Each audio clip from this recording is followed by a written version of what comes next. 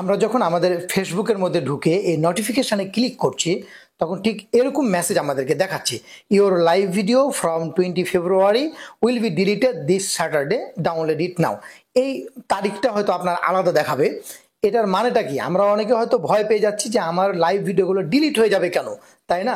কিছুদিন আগে কিন্তু একটা রুলস হয়েছিল যে আপনি যে লাইভ ভিডিওগুলো করবেন সেগুলো 1 মাস পর এগুলো অটোমেটিক্যালি ডিলিট হয়ে যাবে। হয় আপনি ডাউনলোড করবেন, নইলে ফেসবুক এগুলোকে ডিলিট করে দিবে। আর আগের যে লাইভ ভিডিওগুলো আছে সেগুলো আপনাকে 3-4 মাস টাইম দিবে, তারপর সেগুলো ডিলিট হয়ে যাবে।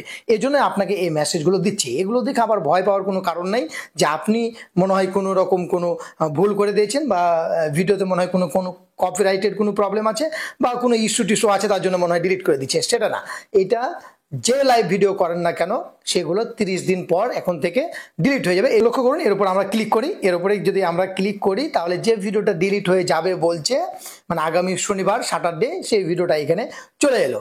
এবার এই ভিডিওটা আপনি চাইলে এখনই ডিলিট করে দিতে পারেন, এই যে ডিলিট লেখা আছে ডান দিকে।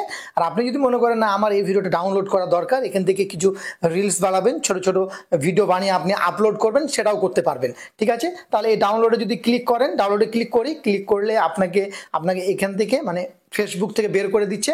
কন্টিনিউ করবেন, কন্টিনিউ করলে আপনি অটোমেটিক্যালি ভিডিওটা ডাউনলোড হতে শুরু হয়ে গেল। ভেরি ইন্টারেস্টিং, ইজিলি এক ক্লিকে আপনি ডাউনলোড করে নিতে পারছেন।